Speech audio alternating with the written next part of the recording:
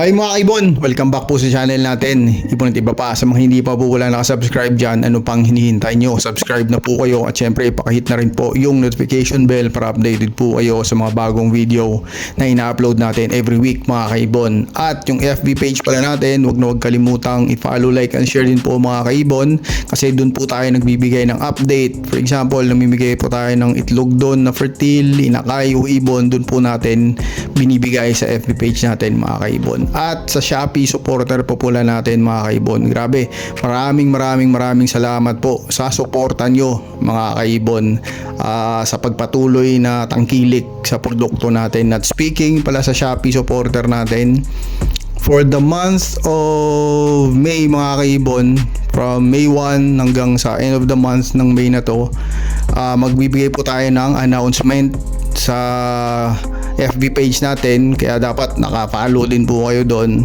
para updated po kayo. Minimum po ng 2 Shopee supporter natin, mamimigay po tayo ng ibon po doon mga kaibon.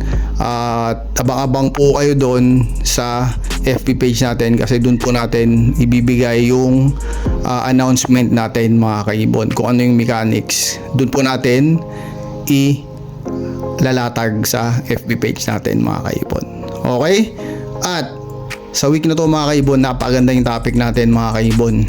At yung title o pamagat ng topic natin mga kaibon is sikreto po natin bakit po tayo tumagal sa industriyang to, o yung sikreto natin bakit tayo tumagal sa pag-ibon mga kaibon. Okay? Pero syempre bago natin i-discuss yung napakagandang topic na yan, isa-shoutout muna natin ng mga solid na sumusuporta mula noon hanggang ngayon. Alam ko, kilala ko po kayo. Maraming salamat po. Okay, ngayon syempre mga kaibon, isi-shoutout na po natin ng mga solid supporter natin. Shoutout syempre una-una sa lahat sa PPSM Virgin Incorporated, kay Kaibon Sir Diggy Lennon. Congratulations pala, nakapagpalabas na to ng YF Ino. Hindi pa natin na-check kung opaline. Congratulations pala sa iyo, Sir Dicky. Aldrin Martinez, Dan Katian, Antolin Avery, Silvero Magbanwa, Eli Sarmiento ng Pampanga, Angelo Villena ng Cabanatuan, Emil Brian Rivera, kay Kaibon Jobert Casal JTV, pasuporta din po. Kay Ridin Bautista, kay Kaibon Rolly Villegas, Babaero Line ng Nueva Ecija, ito supporter talaga din natin to, thank you so much. Frank Aguilar ng Binawan ng Rizal, Toby Tax TV ng Santa Mesa, pasuporta din po yan mga kaibon. Elmer Sinidosa ng Binawan ng Rizal, Jojo Go ng Muntinlupa, mga mag-iibon ng Muntinlupa City, mabuhay po kayo dyan sa Muntinlupa, lahat po kayo. Kay Eric Magbanwa ng Tanay Rizal, Makaahon sa Utang Mini Avery ng Rizal, Paradise Marjun, Jeff Celeste, Family Esperagera ng Paumbong Bulacan, kay Kinaruena, James, saka si Betchay, kay Kaibon Genesis Runtos, kay Nino Luis, kay Kaibon BUDJ Avery ng Bacolod City. Wow, may mayo kita no ya. At lastly, kay Azalea Hart Mini Avery ng Nueva Ecija, taga Nueva Ecija. Marami tayong supporter din dyan.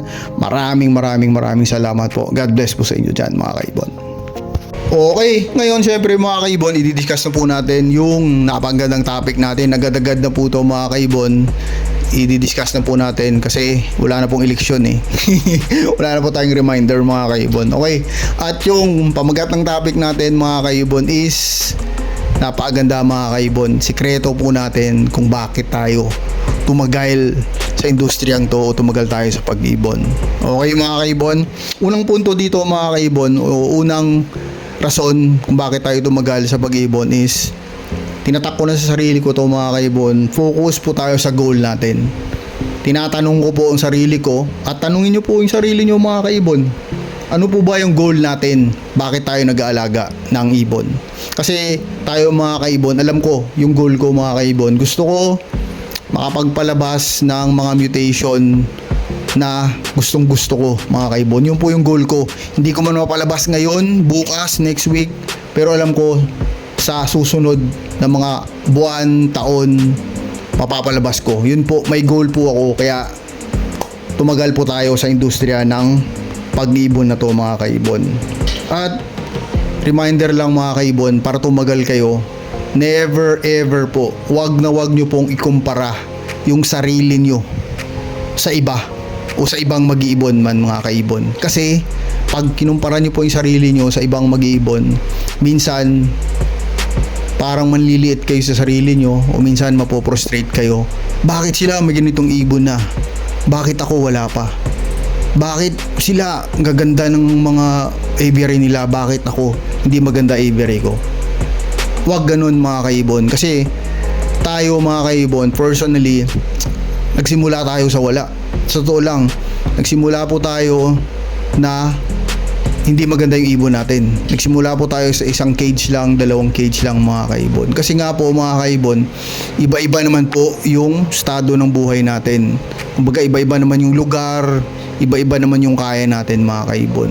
Yung mga taong yon mga kaibon, pag kinumpara mo yung sarili mo doon, kung sa mga malalaking breeder na talaga, syempre mangliliit ka doon mga kaibon. Kasi sila po, afford po nila mga kaibon eh. Kaya nilang bumili ng 10 ibon na yellow face, opa, cock, hen, ganun. Kaya nila bumili yan mga kaibon. Kasi nga, yung estado nila sa buhay mga kaibon. Tayo, hindi natin kaya yun. Ako, hindi ko kaya yun mga kaibon.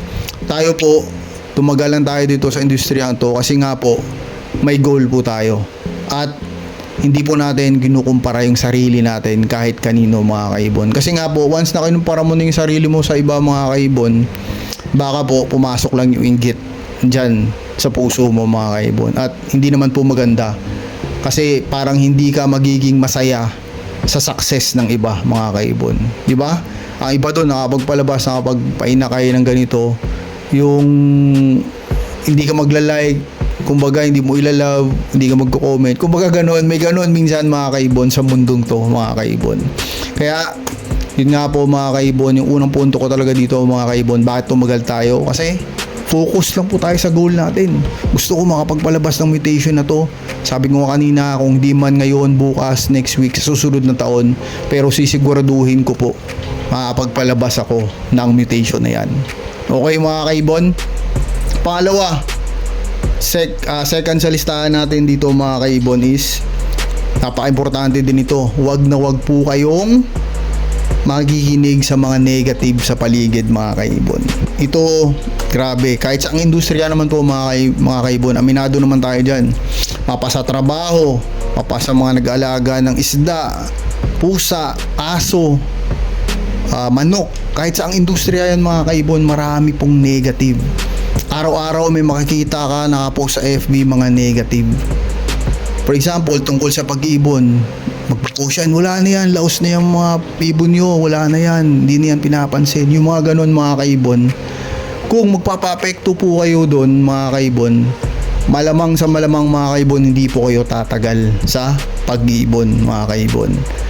Kasi nga po, yun, apektado na po kayo eh. Wala na kayo sa focus nyo mga kaibon. At kadalasan po mga kaibon, kung titingnan nyo po yun, yung FB ng mga nagpo-post na yun, yung account nila, tingnan nyo po mga kaibon, kasi kadalasan po, yun pa yung mga tao na walang ibon o hindi kaya hindi high mutation o hindi kaya yung mga ibon nila sa bahay mga kaibon, hindi naman nila inalagaan talaga. Yung mga taong yun mga kaibon, minsan nayaya lang ng kumpare, pre, may pera dito sa pag-ibon, ibon tayo. Tapos nung hindi na nagkapera, wala na, sisirain na o sisiraan na yung mga ibon. Kasi nga hindi na siya nagkapera sa pag-ibon. Ibig sabihin, yung passion niya talaga o yung puso niya talaga para mag-alaga ng ibon, wala.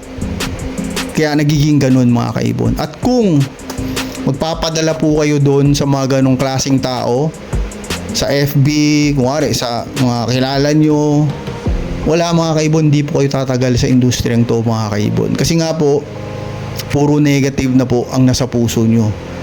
Parang ano lang po yan mga kaibon, parang butil o seeds na tataniman ka sa puso mo, tapos habang tumatagal lumalaki ng lumalaki. Kasi nga, pumapasok na rin nga doon, sinabi ko kanina, pag pumasok na yung inggit, wala na. Di ba mga kaibon? Tapos na usapan doon mga kaibon. Kaya wag na wag po tayong maging makinig sa mga negative na bagay diyan sa paligid natin. Yan po yung isang sekreto natin mga kaibon. Kung bakit tumagal tayo sa industriyang to mga kaibon. Nung unang panahon, grabe. Kaliwat kanan din yung negative. Kaliwat kanan din yung mga nag-aaway dyan. Gustong maging bida sa pag-ibon na to. Pero wala tayong pakialam dun mga kaibon. Sa totoo lang, wala tayong pakialam dun. Kasi gusto natin, masaya tayo sa ginagawa natin. Focus tayo sa goal natin.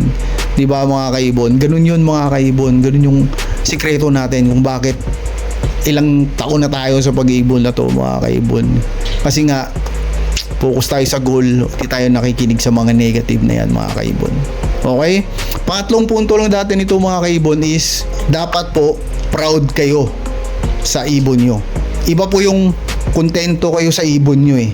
Iba po yun versus sa proud kayo sa ibon nyo mga kaibon. Kasi kung proud kayo sa ibon nyo mga kaibon, kahit anong ibon pa yan mga kaibon, Alps 1, Teal, kung anong klaseng ibon pa inaalagaan nyo mga kaibon, nag-hand feed kayo, dapat proud kayo sa ibon nyo. Ibig sabihin dapat ipagmalaki nyo ang ibon nyo mga kaibon. Huwag kayong mahiya mag-post sa ibon nyo kahit anong ibon pa yan mga kaibon. Kasi yun yung nagpapasaya sa iyo eh. Yun yung, di ba, nagbibigay ngiti sa mukha mo pag umaga, pag kuwari hand feed yan, nire-recall mo, lumalapit sa iyo, nilalambing-lambing mo, kuwari, tapos may mga painakay ka dyan, tuwang-tuwa ka sa inakay nila.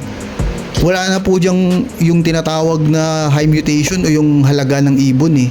Yung importante po dun mga kaibon is sobrang saya mo at proud na proud ka sa mga alaga mong ibon, kahit anong ibon pa yan sa bahay niyo mga kaibon. Kasi 'di ba, sabi ko kanina, nag-umpisa naman tayo sa wala eh. Ako nag-umpisa naman tayo sa wala mga kaibon eh. 'Di ba? Kasi kung nakinig tayo doon sa mga negative, hindi focus sa goal mga kaibon, kung di tayo proud sa ibon natin, siguro si ibon at iba pa wala dito ngayon. Hindi si ibon at iba pa nakapagbigay ng ibon sa mga kaibon natin. Hindi si ibon at iba pa nakapagbigay ng encouragement o nakapagbigay ng advice sa mga kapwa natin mag-iibon. Sa mundong to mga kaibon, sa industriyang to, kanya-kanya po kasi ng goal, kanya-kanya po kasi ng kanya-kanyang diskarte kung ano mga kaibon. Kaya sa inyo mga kaibon, nasa sa inyo na po yun mga kaibon, kung bakit at kung anong gagawin nyo para tumagal sa industriyang to mga kaibon. Alam ko mga kaibon, kanya-kanya po tayong rason.